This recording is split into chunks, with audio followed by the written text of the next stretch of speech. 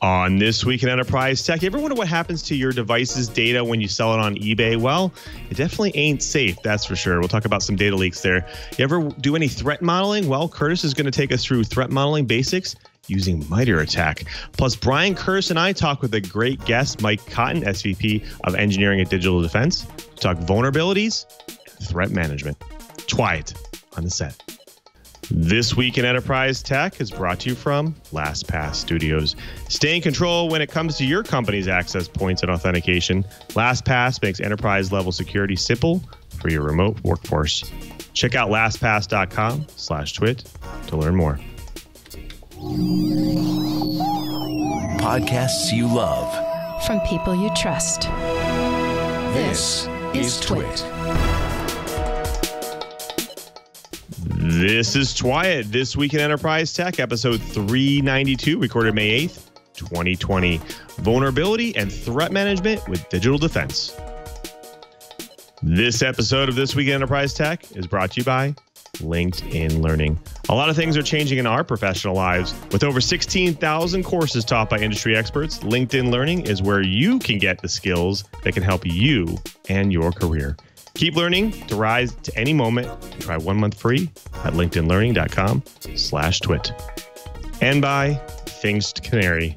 Detect attackers on your network while avoiding irritating false alarms. Get the alerts that matter. For 10% off and 60-day money-back guarantee, go to canary.tools/twit.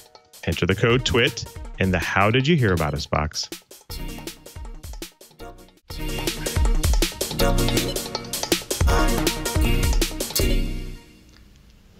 Welcome to TWiT, This Week in Enterprise Tech, the show that is dedicated to you, the enterprise professional, the IT pro, and that geek who just wants to know how this world is connected. I'm your host, Lou MARESCA, your guide through this big, giant world of the enterprise.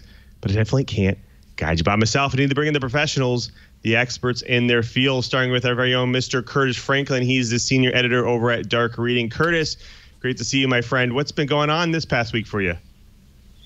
Well, it's just been another week in paradise here in the swamp. The weather's good. The distances are social. And fortunately for me, the cyber criminals are still busy. Lots of interesting stuff going on. And I do actually have some breaking news. Today, it was announced that for 2020, both Black Hat and DEF CON will be online events only. The physical in-person events for both of those has been canceled.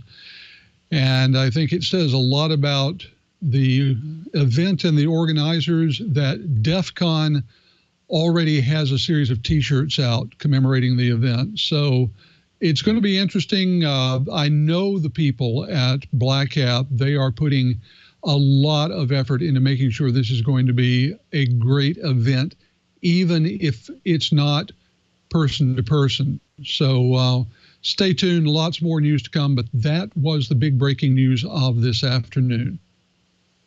Thanks, Curtis. Well, speaking of busy, we have our favorite geek in paradise from the great state of Hawaii, Mr. Brian Chee. Cheebert, how is retirement treating you? I'm actually way busier than I was before. I'm actually working with my campus security, otherwise now called Department of Public Safety. I don't know why everybody changed their names to that. Public safety.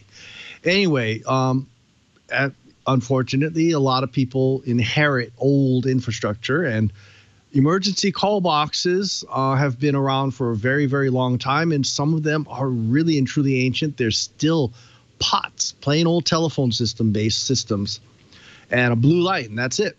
So what I'm attempting to do is introducing some new, relatively new technology. In this case, I'm looking at transition networks. It'll allow me to run power over Ethernet gig over 2 wires, which ought to be really interesting. It's not cheap. No stretch of the matter. You know, we're still talking about $400 or $500 per installation, but it's a lot cheaper than hiring a contractor to dig up the street or dig up the sidewalk to put new conduits in so that we can put a modern call box with enough conduit for cameras and things like that. So I will report back on how well it works. But I have used a PoE over coax solution at Lions Arboretum so that we can stretch way the heck out beyond into the deep forest, so we can provide wireless connectivity to science projects. So me and weird connectivity solutions are us. Fantastic. Well, thanks, Chee. Well, speaking of busy, we have quite the week in enterprise news. Ever wonder what happens to your data when you sell your devices on eBay or the open market? Well, it definitely ain't safe, that's for sure. We'll talk about the recent data leaks there. You ever do any threat modeling? Well, Curtis is going to take us through some threat modeling basics using the Mitre attack. Plus, we have a great guest, Mike Cotton, SVP of Engineering at Digital Defense, to talk security and vulnerability management. But first, this week's been busy in the enterprise news, so let's go ahead and jump in to this week's blips.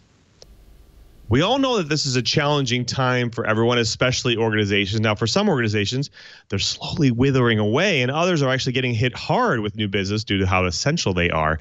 But Amazon is actually one of those, and it seems that they're actually also struggling to figure out the right course of action for many things related to COVID-19. In fact, a highly visible employee, distinguished engineer, and VP, has decided to give the issues at the company and people calling them out a voice. Now, last year, a group was created internally at Amazon called the Amazon Employees for Client Justice, and they called for dramatic action from leadership from Amazon on the global client emergency. Now, the same group came to aid during the latest COVID-19 crisis. Now, when the COVID-19 crisis emerged this year, many stories surfaced of unrest in Amazon warehouses, workers raising alarms about being uninformed, unprotected, and even frightened.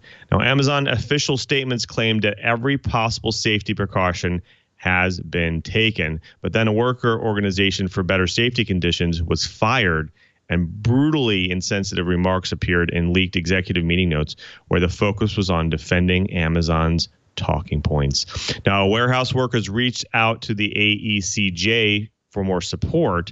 An announcement sent to the internal mailing list promoting a petition from that group and speech caused behind-the-scenes movements at Amazon, causing two of the most visible leaders from that group to be fired on the spot that same day.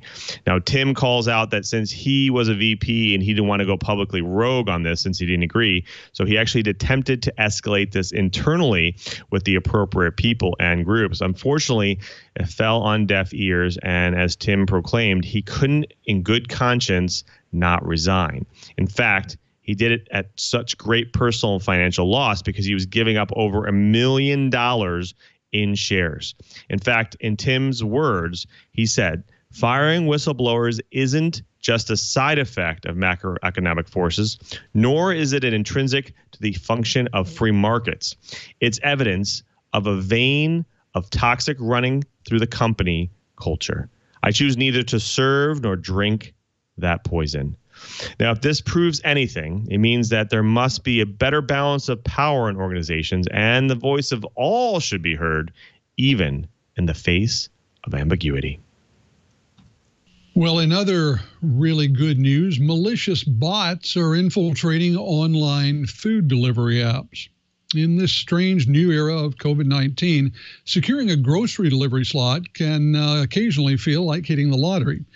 You almost have to blink to believe it's real when you finally get a slot. And as demand for these online grocery shops have risen, so has the availability of new browser extensions to help shoppers game the delivery system. In recent weeks, developers have released add-ons that perform functions like scanning for and alerting users to delivery slots, completing the checkout, and inadvertently presenting a pathway for malicious bots to harvest user information. According to Ido Safruti, co-founder and CTO of Perimeter X, shoppers looking to secure highly coveted delivery time slots now have the option of installing browser extensions or using scripts to automate the process. These often perform tasks beyond what you installed them for. For example, they could be infected or malicious, harvesting personally identifiable information for future use, or logging keystrokes to get passwords and account numbers that you don't want to share. Now, from mid-January to mid-March, food and grocery delivery experienced a 41% increase in traffic, both legitimate and malicious. Bad traffic includes malicious bots that execute attacks, including account takeover and web scraping. Professor William Kress of Governor State University, who's an expert in fraud detection and goes by the moniker Professor Fraud, says the app firm should comb their code line by line and go through it with a fraudster mindset to see what might be exploited. Enterprises should expect to see more attacks on delivery services as people continue to rely on having groceries, meals, medicines, and other essentials delivered to their doorstep. There's now more money being spent on food and household items than on live entertainment and other previously lucrative fields for hackers because, as we all know, criminals attack successful apps because, well, that's where the money is. Well, it was bound to happen, and the internet is in a firestorm over this. Wink Smart Hub users get only 1 week's notice to pay up or lose access.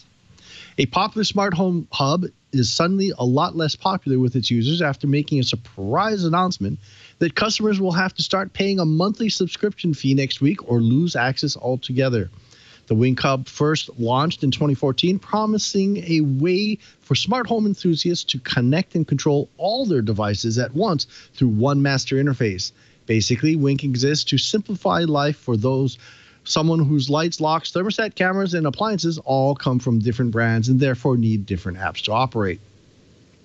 Anyway,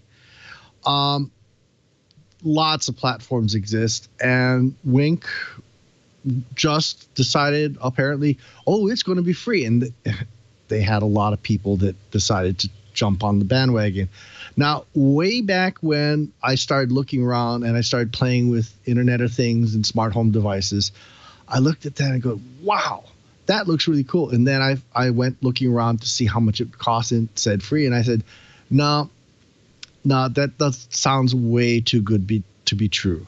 So I'm going to say I'm not surprised. And, when IFTTT stopped providing what I really needed, that's when I went looking. So instead, I'm using Node-RED, which is a drag and drop JavaScript-based system that has connectors for lots and lots and lots of smart home devices so that I can link them together. So ought to be interesting. Now, I also suspect, and this is my suspicious mind going, that someday I'm going to get a Dear Brian letter from Amazon saying that portions of my Amazon Echo services are also no longer free. So the world of IoT is a-changing, and it's no free lunch. Now, with more and more organizations looking for better ways to work remotely, sharing files remotely has become a necessity. Well, if you're using Citrix Shared File Service, you might want to evaluate the latest news. Now, ShareFile is a service intended for businesses that need a system for content collaboration, file sharing, and synchronization. Now, data is available from on-premises or cloud storage zones and passes to the user in a secure way via a storage zones controller. Unfortunately, 3 big gapping security vulnerabilities were found in that system. Now, this was evident not by a known exploit in the wild, but because Citrix itself has fixed 3 vulnerabilities in multiple versions of Shared File Storage Zone Controller. Now, the fun part of the vulnerability is that they could be exploited without authentication for access to private data areas. Now, although there is no evidence of anyone exploiting this just yet, especially since no technical details of the vulnerability exist, but it also means you might want to take action on your accounts. Now, how should your organization protect themselves? Well, for the time being, technical details for the vulnerability might be undisclosed, but customers that have storage zones managed by Citrix do not need to do anything. That's right. Customers that manage the zones themselves, though, should ensure that they run a supported version and then run the mitigation tool from Citrix themselves. Now, a simple tool that checks if a shared file server is vulnerable to the CVE 2020-7473 is available over there on GitHub by a really great fellow ethical hacker and system engineer. So check out that link in the story. Now, I guess this just means that we go back to our essential ask of all IT pros and enterprise professionals. Just make sure you keep your systems up to date. Well, if you're working at home, you probably know DocuSign. And DocuSign is the vehicle for a phishing campaign using COVID-19 as bait. DocuSign users on Office 365 are the target of a new phishing campaign that features COVID-19 as a lure to convince them to offer up their credentials in return for pandemic information. According to researchers at Abnormal Security, 50 to 60,000 DocuSign users have received the phishing email, which purports to be an automated message from DocuSign carrying a link to a COVID-related document. The malicious link to the document employs a 3-level redirect to obfuscate the actual destination, confuse automated security, and make sure that you want to go to a page that looks like a DocuSign login page. Once visitors are there, the attacker steals any entered credentials for the DocuSign account and their email account. The campaign uses a combination of trust in DocuSign, increased use of the service because of the rise of working from home, and obfuscated URLs to create a malicious message that has a potential to be incredibly effective. You know, does your Android Wi-Fi MAC address keep changing? So I'm leaving the discussion on what's good or bad about this latest Android update to our other show, All About Android. But a buddy of mine just discovered the hard way that a tiny new Android feature has some pretty big ramifications if you're using MAC address authentication for your enterprise Wi-Fi system. Simply put, the new version of Android has a default feature where it reports a random MAC address over Wi-Fi. And unless you opt in to keep it static, it's going to keep changing every time you restart your device. He found it because our MAC address authentication no longer matched what was in our Radius server, and no more Wi-Fi. Now, we haven't talked too much about the FCC lately, but just recently they made a decision to allow Virginia-based satellite communications company Ligado to deploy a nationwide mobile network, even though it could have adverse effects on GPS signals that are integral to the military's operations. Well, this didn't go over so well, and many officials, including at the Pentagon, are coming back to criticize the decision. Now, trouble in paradise, it seems to be. Now, according to the Pentagon officials, they believe that while Americans at home are typically not under threat of purposeful electronic attack, the GPS services they depend on every day for life and livelihood are those also threatened if the GPS signal and its environment are not protected from disruption. In fact, they noted that this is a complex issue, and it's ultimately boiled down to risk. And risking GPS signals for the benefit of one company and its investors is kind of a bad idea. Now, this is ongoing ask from Ligado. In fact, since 2015, the satellite company has been working on a proposal for a network that would utilize the L-band spectrum. Now, the L-band spectrum is used to transmit GPS signal, as it can cut through obstacles such as clouds, fog, rainstorms, and vegetation, which is why the Department of Defense has been weary of the company's plan. Now, Ligado has said that the network based on the spectrum would allow telecom companies to deploy 5G networks. Now, despite the Pentagon's concerns, the 5-member FCC approved Ligado's proposal last month. Now, I guess if Ligado moves forward with it, you might want to just trust GPS even less than you do now. Well, folks, that does it for the blips. Next up, we have the bites. But before we get to the bites, we have a really great sponsor we have to thank, and that's LinkedIn Learning. Now, I can tell you from experience, LinkedIn Learning has amazing set of professional courses on it. I've gone through countless hours of courses on there.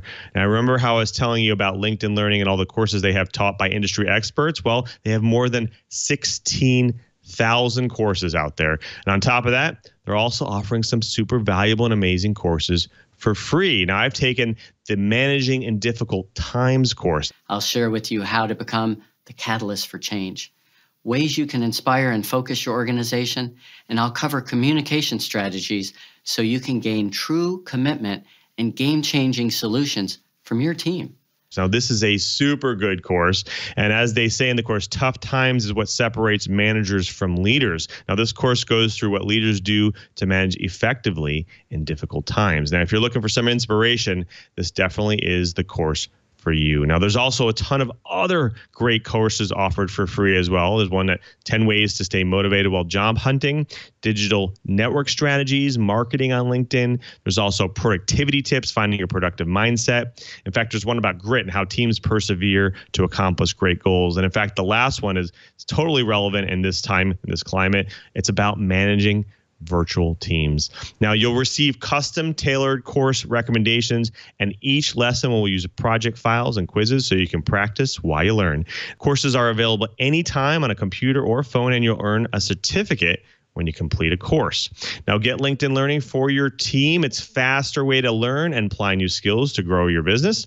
Learn from expert instructors and connect with a global network of experience all on your time. So, keep learning the skills you need to rise to any moment and try 1 month free at linkedinlearning.com/twit. That's linkedinlearning.com/twit.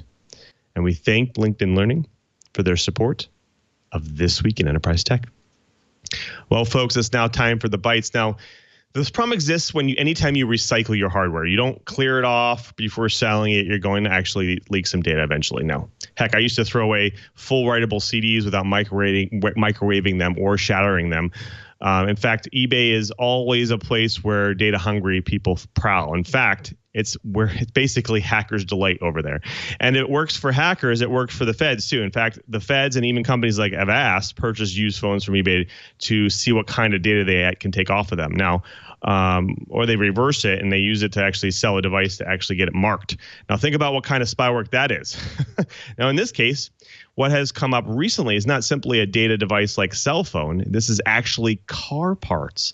Now, there's a huge reseller market for car parts, and Tesla is also included in that market. In fact, Tesla infotainment systems are well sought out in the aftermarket world.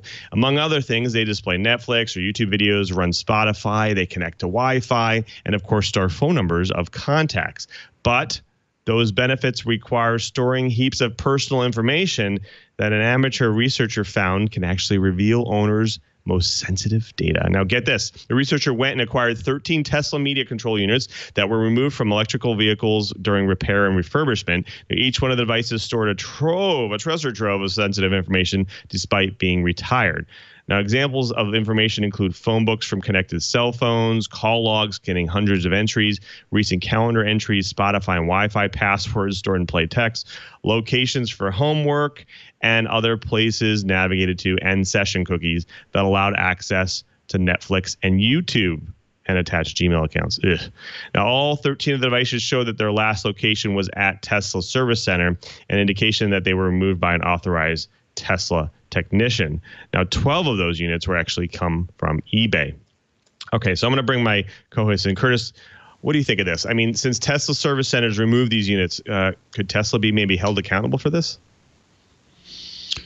Well, I think the question of whether they're going to be held accountable focuses almost entirely on what kind of terms of the service agreement, the terms of service that the owner of the car has signed up for when they began using the car. My guess is somewhere buried in the language is something that says that Tesla's not responsible for a darn thing. And courts will tell us just how enforceable that is. You know, this reminds me a great deal of a conversation that came up a number of years ago when it was first realized that the same controller that is responsible for deciding whether or not airbags are going to fire, the black box, if you will, of a car, also contains information on acceleration, braking, G-forces, sometimes steering, all kinds of things. That's data about the vehicle and its movement. Question is, who owns that data?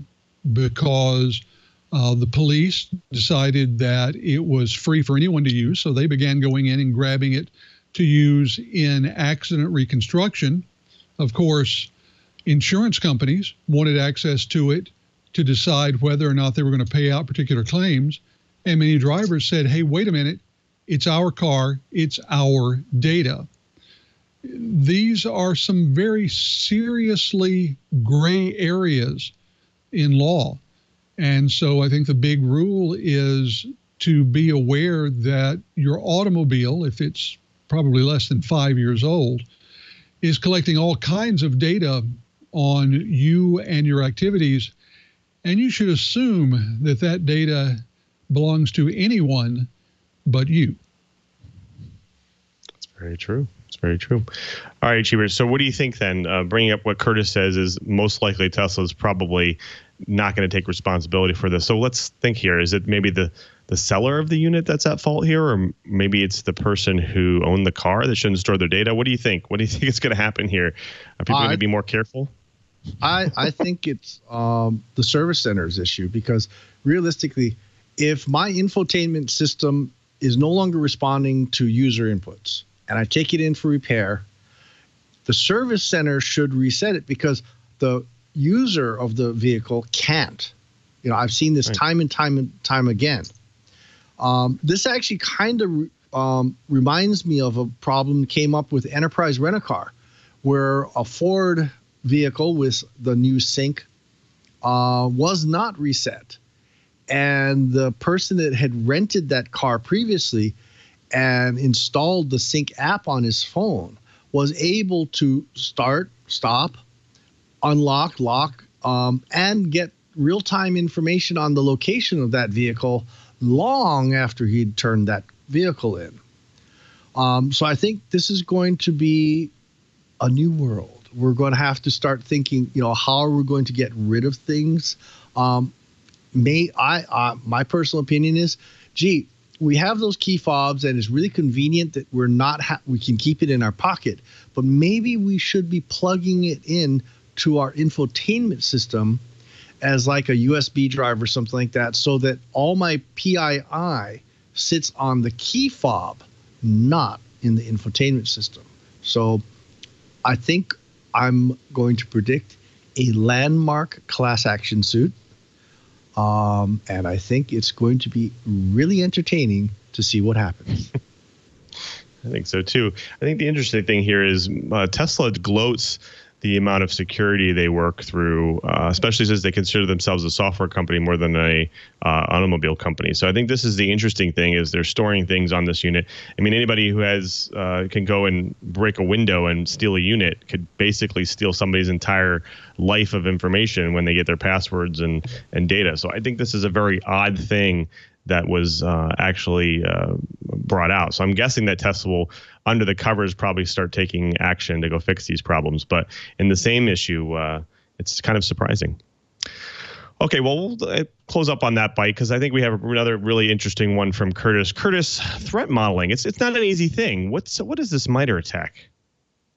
Okay, so back in 2015, Mitre, which is a think tank and research company that basically figures out things for the government that the government doesn't really want to figure out for itself, came up with a model called the attack framework. That's spelled ATT&CK.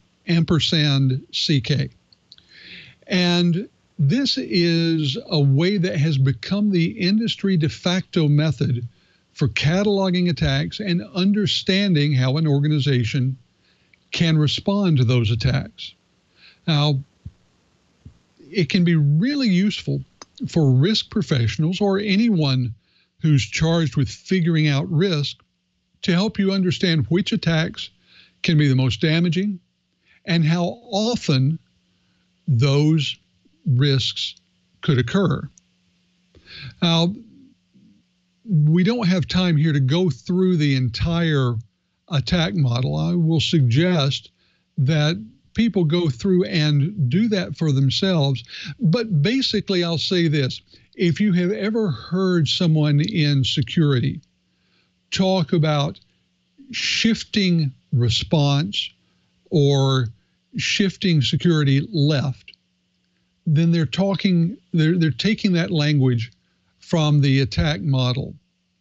Now, the great place that this is used is walking someone through the different steps of a particular risk, all the way from reconnaissance, where the criminal tries to figure out where your weak spots are, to gaining persistence and exfiltrating data. And there are a number of steps between those, and there are different steps depending upon exactly what kind of risk is being faced.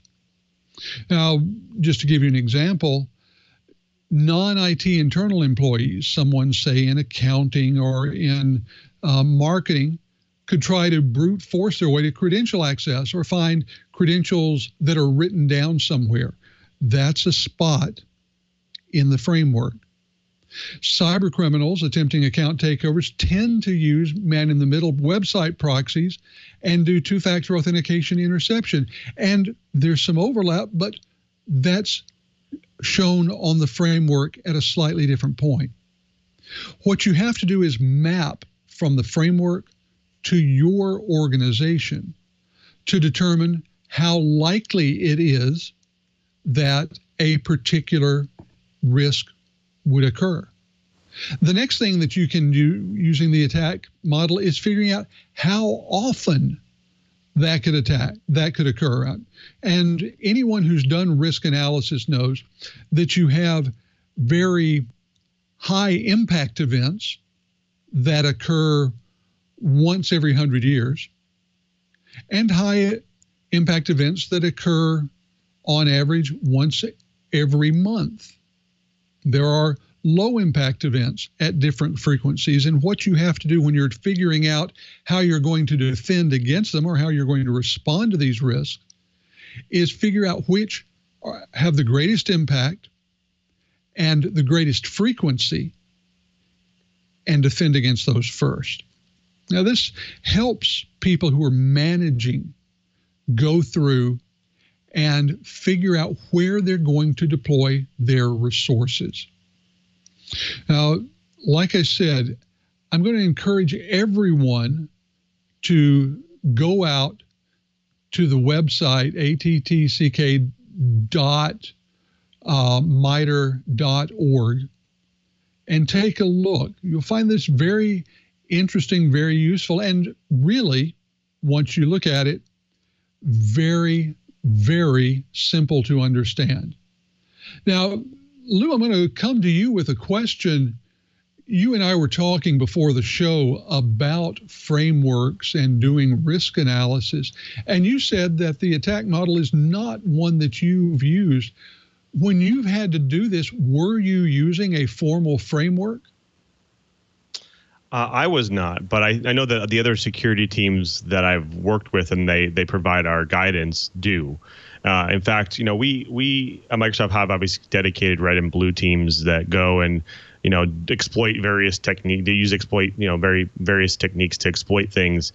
But most companies don't have that. So a framework like Mitre could really help emulate what you need to do. And I think that's really a necessity when it comes to an organization who don't have those types of professionals to assist. For somebody like me, who's not a security professional, that needs to understand what the risks are and, again, how to go mitigate them.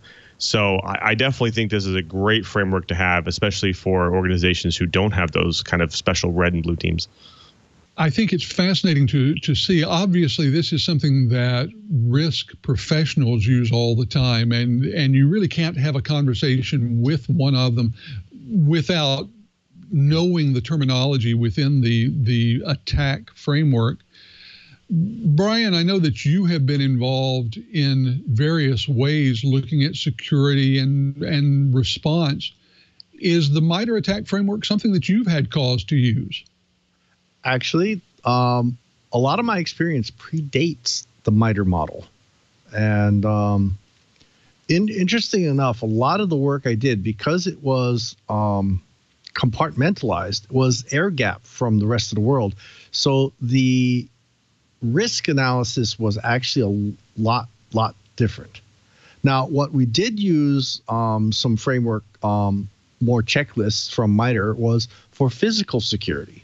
Especially when we were designing things. So frameworks like this are not new. They've been around for a very, very long time. I actually saw a classified document from World War II that was still pertinent, which is kind of interesting. So things like this exist. Their biggest function is to create consistency in how you set up audits. It creates consistency in how you set up new infrastructure. And it makes it a lot easier because it has a direct impact on training. Because especially in the military, where people get moved around so much. If the systems are radically different at each location, that means you spend a good amount of time in your rotation schedule just in learning the new systems. So when you have frameworks, it means what was familiar at Fort Hood is now familiar at Pearl Harbor. So life ought to be interesting. And yeah, I think this is a great thing. And I think we're going to see a lot more frameworks coming up as time goes on. You know, one of the things that Brian just mentioned was this commonality of language. I mean, that's why botanists use scientific names, why biologists use scientific names rather than common names, because common names can change from place to place, but it's the scientific name that is consistent throughout the world. Having consistent naming conventions is something that, well, frankly, the cybersecurity industry has struggled over, because each research team tends to have its own naming conventions for things that it finds.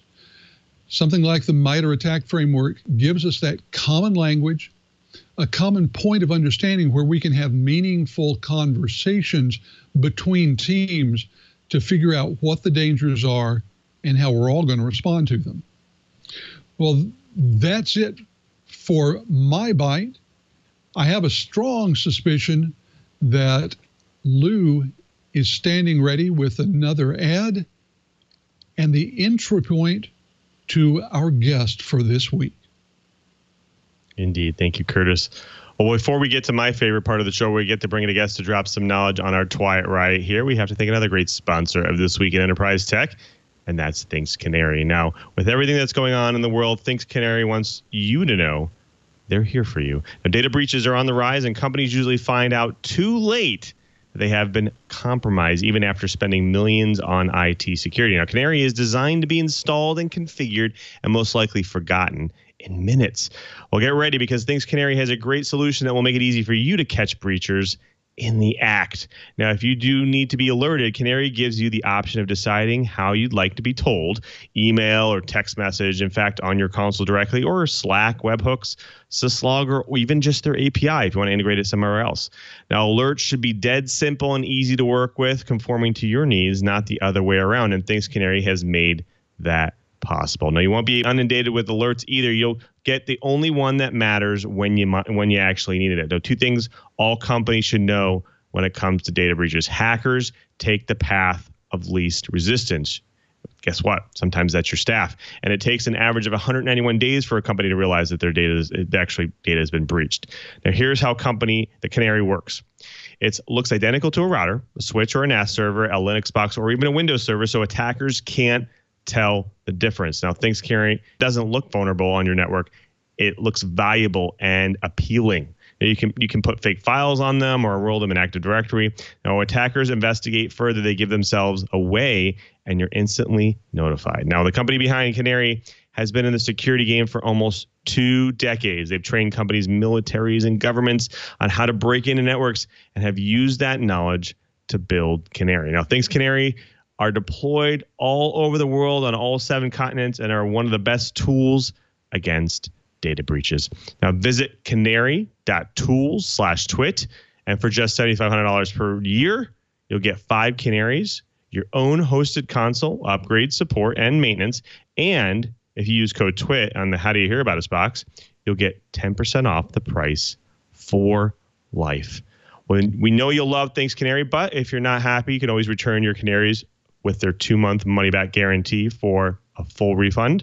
That's canary.tools/twit, and enter the code TWiT on the How Do You Hear About Us box. And we thank Thinks Canary for their support of This Week in Enterprise Tech. Well, it's now my favorite part of the show. We get to bring in a guest to drop some knowledge on our TWiT right here. And today we have Mike Cotton, SVP of Engineering at Digital Defense. Mike, welcome to the show. Hey, thanks for having me on. Now, our audience loves to hear people's journey through tech. Can you maybe take us through a short journey through tech and how you ended up at Digital Defense?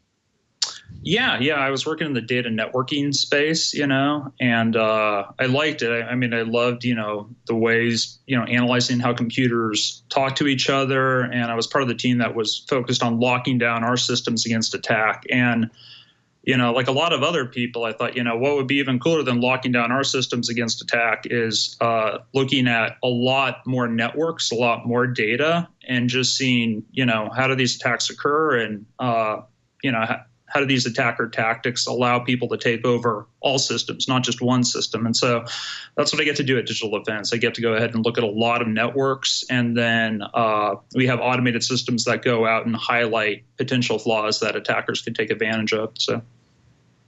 Yeah, especially in this climate, I think it's a very important topic. Now, I know that from a fact that lots of organizations are struggling because they kind of lack the security professionals. They might have great IT and network engineering people, but security is a whole kind of other ball of wax. Can you maybe take us through what you're seeing organizations are doing to correct that gap? Yeah. So right now, we're in sort of a crisis, obviously. There's been a huge shift where all these IT teams have gotten a mandate to go ahead and open up remote work, make things accessible, get stuff online, really so the businesses could survive. But that was a very rapid shift. And so now they're turning around and trying to go through and lock down all these new access points and services that they brought online. It typically is a combination of analyzing what they've already put up. You'd like them to do it beforehand, but a lot of times it's after the fact due to business need, and also pushing security training at their users. Unfortunately, right now a lot of it's just headline driven. They're scrambling to keep up with the latest headlines that are hitting, things like Zoom bombing. But it's really a combination of addressing device flaws and sort of the human flaws. Yeah, you brought up a good point. I think that with the remote workforce, things are changing even more rapidly. So sometimes even user or individual education is even tougher. What kinds of things are you seeing there? What has changed even with the remote workforce side of things? It's something where the remote workforce is, you have some people are very sophisticated at it and have been doing it for a long time. Right. A lot of companies that are good at it, but now everyone has to do it all at once. And we're seeing a lot of times where people just sort of basic things like how do I video conference without giving away security? Am I allowed to send files through maybe my personal email system because I need to get it from point A to point B and I can't figure out how to do it through the file sharing system. So a lot of times lots and lots of quick change is bad for security. And unfortunately now we're going through quick change very, very rapidly. So. Right. Now, I'm sure that you're probably finding kind of an abundance of unprotected endpoints. Are you guys seeing a lot of this in different organizations? Yeah, we are. So the two big shifts that we've seen is there's been a huge shift to bring online devices that support remote access and remote work. And so we're seeing a lot more of those and invulnerable configurations. And then we are also seeing a lot more endpoint software, things like WebEx or, video conferencing software, where the corporate systems haven't necessarily caught up to being able to push patches down to those. So you're seeing both server-side vulnerabilities and client-side vulnerabilities explode as companies are going through this rapid shift. Right. Now, does a good maybe VM program help here? Yeah, and that's one of the things where VM really helps you out a lot in the sense that a lot of times companies are maybe a little less sophisticated about security. They focus on patching, and patching is good and it's important. But what VM helps you do is it helps you understand, did the patching get applied everywhere? And then there's also a certain class of configuration flaws. Some of these are the most dangerous flaws, in my opinion. Where, regardless if a system is patched, if it's an insecure configuration, the patching won't address that. And so it allows you to get out those flaws where, if an attacker looks and recons your network in a particular fashion, there are certain things he's going to be looking for in order to go ahead and break in. And what VM attempts to do is take those things and move them to the top of your priority list so you can go ahead and kind of work to close them out before an attacker comes through and takes advantage of them. So I do want to bring my co-host back in because they're chomping at the bit here. So I want to start with Curtis.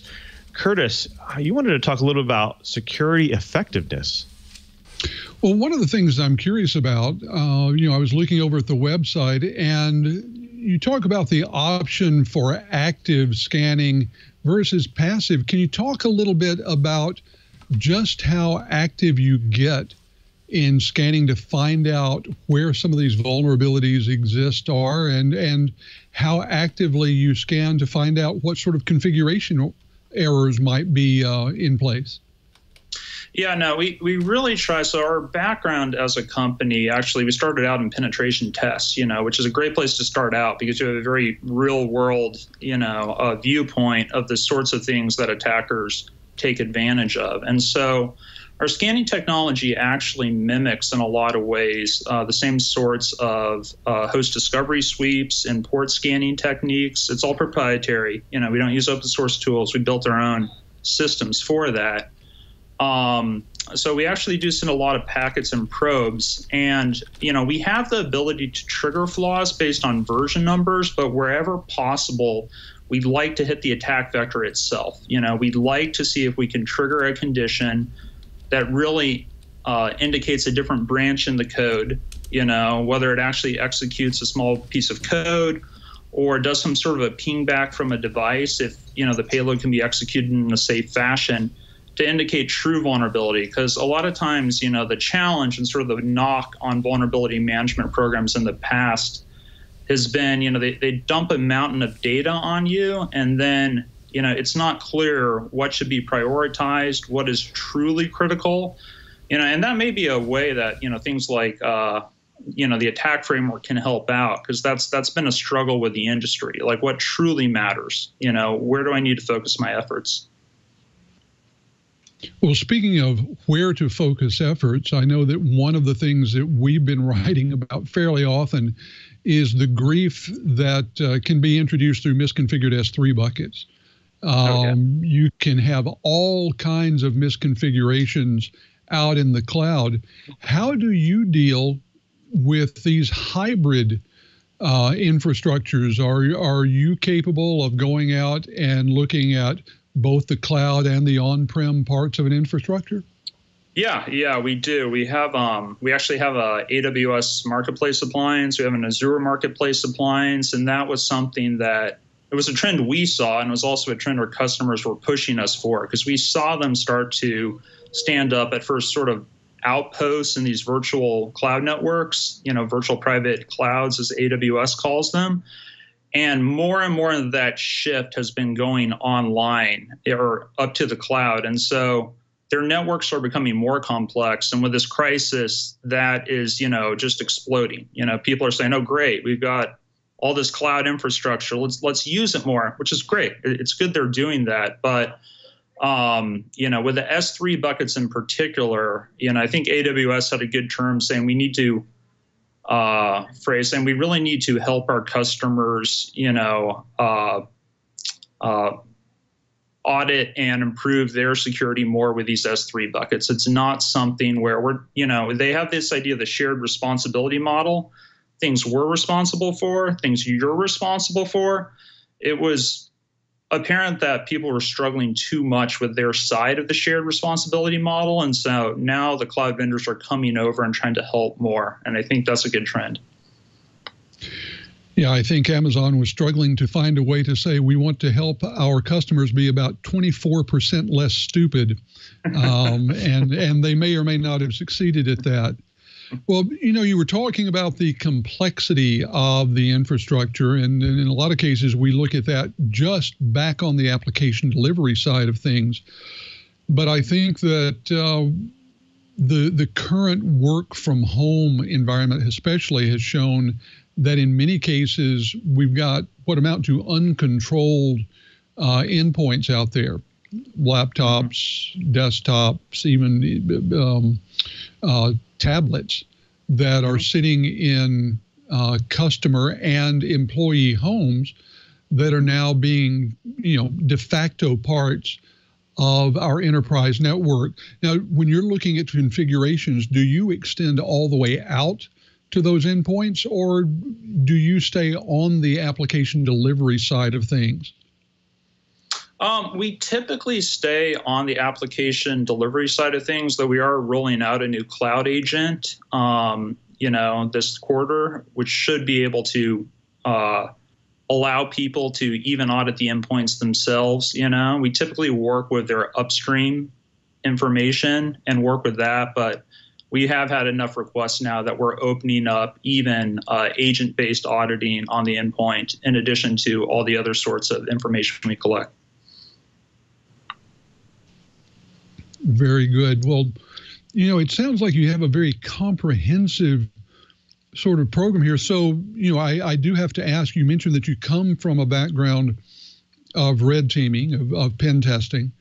In a typical engagement, are you setting up a service that you now leave in place with your customers? Are you doing it on an engagement basis? And, is this the sort of thing where, a customer throws you, a credit card for a subscription, you give them some keys and they're off to the races? Or does it typically involve a lot of professional services as well? It really depends. I mean, we have customers that are very sophisticated and they, have their own penetration testing teams, and they just want to have an automated tool that sweeps and lets them know what the vulnerabilities are and what can be exploited. We have other customers who they're really just looking for a penetration test. The ones that we see most often are people who want both. They both want, a mechanism to keep track of the flaws and stay on top of them and shut them down. And then they want, sometimes for compliance purposes, sometimes for security purposes, to have a, quarterly or biannual penetration test to verify, yes, we are staying on top of these things. We are closing down these attack vectors before people can take advantage of it. One thing that's good about working on both sides of the fence there is, it keeps us honest. It's hard for us to give someone a clean bill of health and then turn around and just light up their network in a penetration test. And it's also hard, the reverse is also true. It's hard for us to tell people, oh, you have critical vulnerabilities all over the place and you're going to get owned any minute. And then, we strike out on a penetration test. So those are the primary business drivers for us.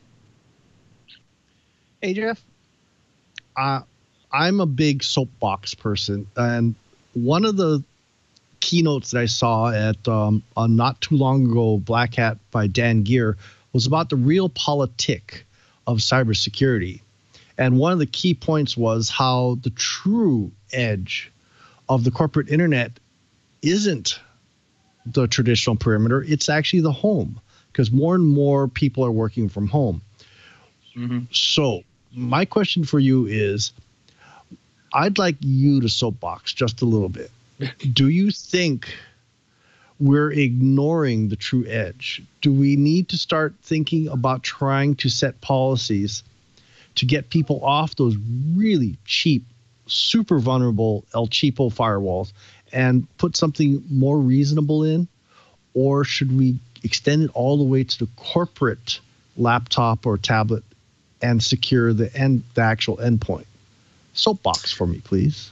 Yeah, I think if I could point to a trend that kind of extends to the home or to personal and is starting to infiltrate corporate and affect corporate in a big way, I think it's the way that people are using these online services and really leaking credentials all over the place through these data breaches, which then attackers turn around and will often leverage these sorts of credential stuffing attacks against corporate systems, or maybe they have tied, personal email to some account that also is impacting corporate data. Things like a Dropbox account, something where it's like, it's my Dropbox account. It's like, well, I use it at home and work and kind of for both. I've had it for a while. So those sorts of, I remember talking to some Cisco network engineers when Dropbox was first getting big, and they told me sort of an interesting factoid that was the first time they'd ever just banned a service at Cisco because they had seen how many terabytes of data was flowing out of the company, and they didn't really have control over it. And because they service everyone as sort of that old school networking company, that was not something they'd done before. They typically wouldn't even ban something most companies would, like, adult or risque sites, because those might be their customers. And so what we're seeing, I think, and we do some security education training. And one of the things that we push, and we wish companies would push more, is you've got to educate your users about personal, cloud service use and how to keep those barriers up. That is the thing that is tending. We see a big wave coming with credential stuffing attacks and how open those services are. So, my last soapbox. One of the things I'm actually starting to see personally is, the pandemic has changed the world. I think we're all in agreement on that. But I think one of the things that it's having a really big impact on actually is cybersecurity. I feel people are becoming more aware. People are becoming more afraid. Do you think we ought to fan the flames, so to speak? Is it working have you seen the pandemic working in your favor or against you? I guess is the big question. Like from the perspective of a person trying to secure networks, or a person who, sometimes is involved in penetration testing, when you say working for me, are you saying, do you think the pandemic is helping people, kind of advance up the IT ladder and security ladder and lock things down? Is that the question?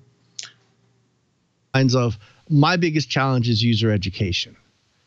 And I'm actually starting to hear more conversations from end users about cybersecurity, whereas they've not done anything. Are you starting to see that too?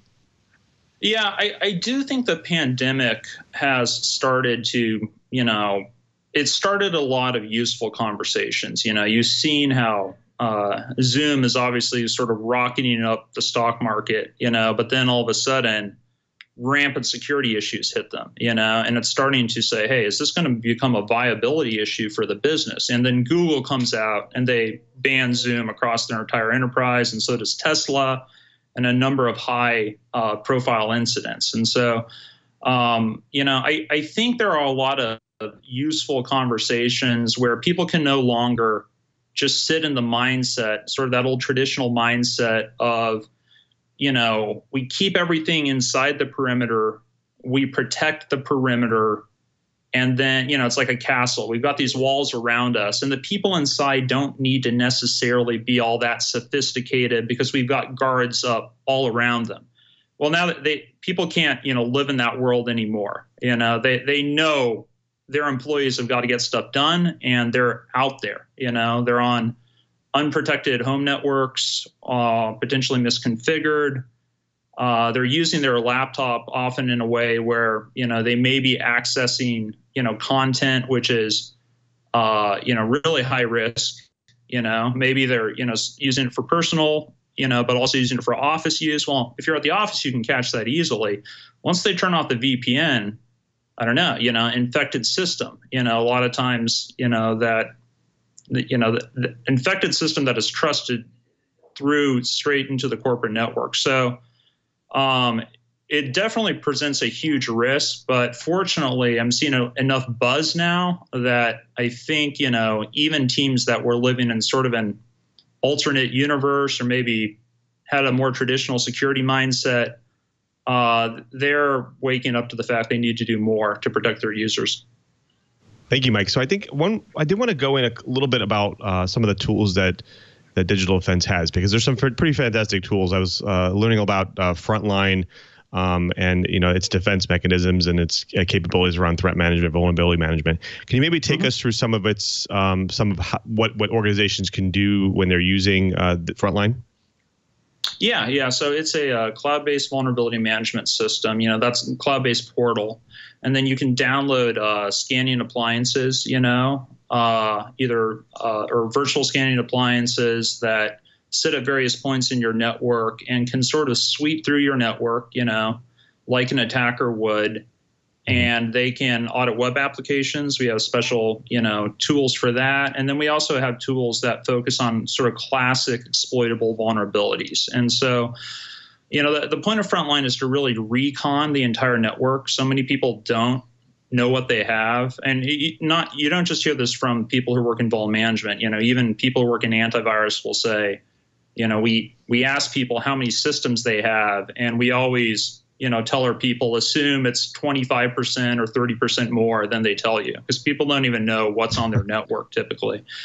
And so it sort of helps you map out your network. We have a mapping capability, and we can sort of show you the hot spots, which areas are most open to attack, and give you a prioritized list of, what we, as people who work on, have sort of an attacker mindset, what we would suggest you close down first in order to go ahead and secure your network. So now there's also some threat intelligence capabilities in it as well, right? Yeah. We consume, I think, about 20 threat feeds right now. And so what the threat feeds help you do is they help you kind of sit on top of more traditional scoring mechanisms like CVSS, which, attempt to rate, the vulnerability on a scale of 1 to 10. But the threat feeds actually tell you, okay, not just what the vendor says, but what is actually going out there in the real world. Because, a lot of times vendors, and this was sort of a CYA, they'd say, oh yeah, it's critical. Everything's, critical patch, go ahead and apply it. Because they didn't want to end up in a situation where they marked something as like a low or a medium, and then it turned out it really was more severe than they realized. And so, so by bringing in the threat intelligence, you can actually see, okay, for my vertical, maybe it's healthcare. Is this a vulnerability that people are targeting against hospitals, or against financial institutions? Because if I am in that vertical and it's in the wild, boy, I really need to get on this above everything else. So it just gives more context and better ranking and prioritization to the vulnerabilities. Mike, thank you so much for being here. We're running a little bit low on time. I did want to give you a chance to maybe tell the folks at home where they can go and find out more about digital defense and how can they see some of your new offerings. Yeah, you can go to digitaldefense.com, and we have a free trial available too. You can click through, sign up for service, and just run a quick sweep on some systems. I think we allow, up to 255 IPs, I think, on a default trial, and so, maybe sweep your external perimeter systems or sort of critical servers you have, and just, get a quick view of your security risk posture, and maybe everything's locked down. Maybe you're good to go, but, if you're not, it's a lot better to know that before the attackers find out. Well, folks, you've done it again. You've sat through another hour of the best dang enterprise podcast in the universe. And you should stop resisting the urge to play us during your virtual social hour. But I want to make sure I thank everyone who makes this show possible, especially to my co-host, starting with Mr. Brian Chee. What's going on for you this coming week, and where can people find you? This week is house repairs, and then once a week I'm going in and helping to deploy a new underwater observatory. In fact, one of these fine days, I'm hoping to be able to share a URL with the TWiT Riot so you can watch the fishies in the reef off Waikiki Beach. Well, I am on Twitter, ADVNETLAB, or Cheebert, spelled CHEEBERT, at twit.tv. But better yet, why don't you use TWiT at twit.tv and hit all the hosts. Love to hear you. Love to hear your show ideas. Fantastic. Thanks, Cheebert. Well, we also thank Mr. Curtis Franklin. He's the senior editor at Dark Reading. Curtis, what's going on with you for the coming week, and where can people find you and all of your work? Well, as always, people can find what I write at Dark Reading and the edge of Dark Reading. Got some pieces coming up on things like different tips for securing a supply chain. That will be up soon. Did a piece today on the matter of security effectiveness and how good or not so good we're doing at that as an industry. I'll be pointing to all of my pieces on Twitter at KG4GWA. Look forward to seeing people from the TWiT Riot there to let me know how I'm doing. Thank you, Curtis. Well, folks, we also have to thank you as well. You are the person who drops in each and every week to watch and to listen to our show to get your enterprise goodness. We want to make it easy for you to watch and listen to catch on your enterprise news. So go out right now to our show page, twit.tv/TWiT. There you'll find all of our amazing back episodes, show notes, information about the co-hosts and the guests, as well as links that we do about the stories that we do during the show. Of course, more importantly, next to those videos there, you get those helpful subscribe and download links. Support the show by getting those audio versions, your video versions, and your HD video versions of your choice. Listen on any one of your devices and on any one of your podcast applications as well. It's really the best way to stay on top of your enterprise and IT news. So definitely go ahead and subscribe. Now, after you subscribe, you can impress your friends, your family, and your coworkers by sharing the gift of TWiT with them as well. Now, if you've already subscribed and you're available during the day on Fridays at 1:30 p.m. Pacific time, we do the show live.twit.tv. Come and see how the show is run, all the behind the scenes, the banter and the fun that we have here at TWiT. Plus, if you are going to watch the show live, might as well jump into the chat room live as well at irc.twit.tv. There we have some really great characters. We love the chat room. We have some great discussions before and during and after the show. So go ahead and jump in there and be part of the discussion. But if you can't watch the show live and you can't be part of the live discussion, there's also another discussion going on 24/7 over at twit.community. That's our great website to bring the TWiT community together off peak times. So if you want to check that out, go to twit.community and be part of the discussion 24/7. Remember, you can always follow me at twitter.com/LouMM. There I post all my enterprise tidbits and, of course, conversations with great people like you. Plus, you can see what I do during my normal work week at Microsoft. And if you want to check out what's going on there, go to dev.office.com. There we see the latest and greatest ways to customize Office and make it more productive for you. And also remember, don't forget Microsoft Build May 19th through the 21st. Don't forget that. It's live and it's free online, so check that out. I also want to thank everyone who makes this show possible, especially to Leo and Lisa. They continue to support us each and every week, and we really couldn't do this show without them. So thank you for your support, Leo and Lisa. Also, thank you all the engineers at TWiT. Thank you for all the support. We couldn't do this show without you as well. Also, we have to thank Mr. Brian Chee one more time. Chee is not only our co-host, but he's also our tireless producer as well. And we couldn't do the show because otherwise we wouldn't have any bookings or plannings for the show. So thank you, Chee, for all your support, sir. And, of course, before we sign out, we have to thank our TD for today, Jeff. Jeff, thank you so much for your support, man. Are you still the lone man in the studio there? I am the only one here. The lights went off in the hallway, so it's all dark out there. But I do have to say this. You didn't move enough. You got to move a little bit more so the lights stay on. This was a really great show. It's a really hard question to ask what positive came out of this virus. I know that was a hard question to ask.